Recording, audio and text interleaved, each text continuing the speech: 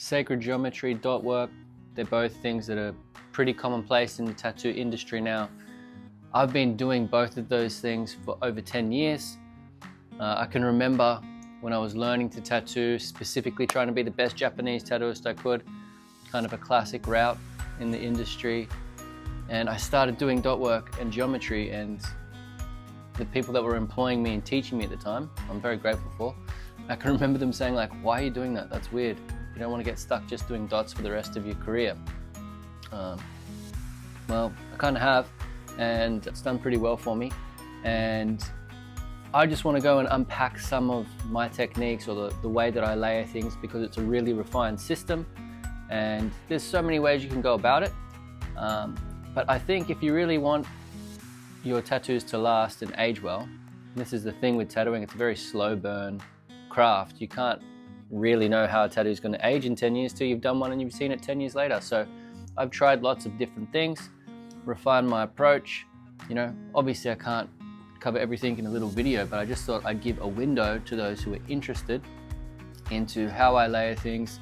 You know, I took the opportunity yesterday to film a couple of moments while I was tattooing a long-term client who has healed work from over 10 years ago using the exact same method, systems and recipes that I'm going to show you that I used yesterday as we continue to work. So you can see what it looks like fresh, you can see what something looks like that's been in the skin for a while.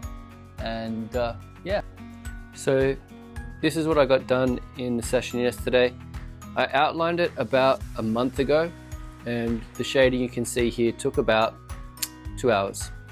This is my workstation, same setup every time. We have triple black, lining black, dark gray, light gray.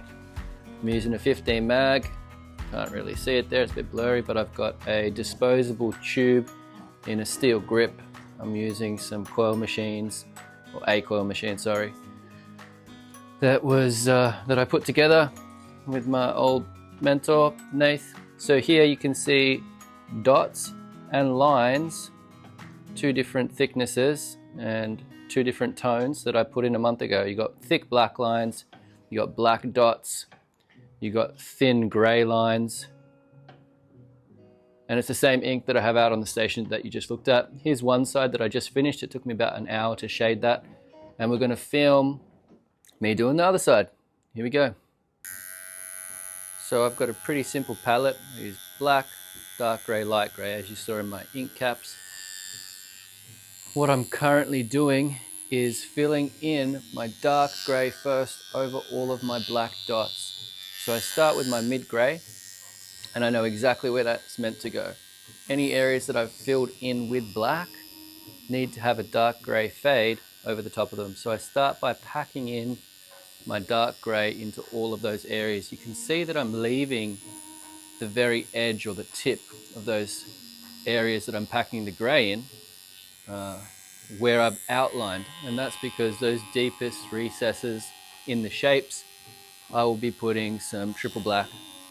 And the reason I don't start with the black is because usually you'll end up fading your black or taking your black further into the shape than you'd like. So by setting the boundary for the black, by putting the gray first, you mitigate putting too much black in. Okay, so I'll go through and fill all of the gray.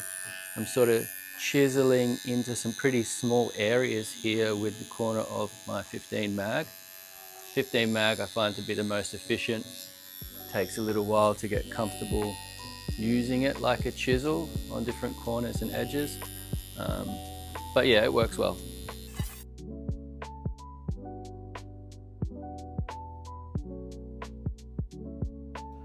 Okay, so you can see how I've saturated the dark gray from where the dots start, and it fades out over them. The dots come out through that fade really nicely. And the corners where the black's going to go, I've left open. Where there is no black, the gray comes straight from the edge. Looks a little bit messy without the black.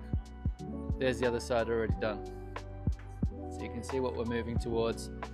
That was step 1. Right, now we're on to the black. This is step 2. Basically just going in and filling those gaps. And is I pack the black in to the corner and then I flick it out over the grey. So about 5 seconds, we get all that black done. And we'll give it a clean, because the next step is our lightest grey. That's what I call my 1/16 grey. I use my 1/16 to separate out the different layers of the geometry, as you'll see now. Apologies for any background noise in the audio. I'm actually out and about having a morning stroll before I tattoo today, recording this.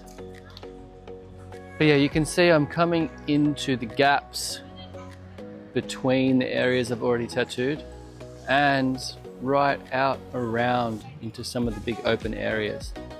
This is actually my favorite layer of the shading because it brings so much shape and so much dimension to whatever the piece is that I'm working on for someone. So in between and over the top of some of the skin gaps, I brush these big light greys, these really soft tones. So you'll see, like in the corners and in between, like where I'm going right now, there's a little grey line that was put in there, a month ago when we outlined this piece. When I was already contemplating and thinking about how to separate different shapes to create these different panels and layers of dimension. So I've got to brush the grey into real small spots in between areas we've tattooed and out over these bigger shapes here. Okay, I'll speed this up.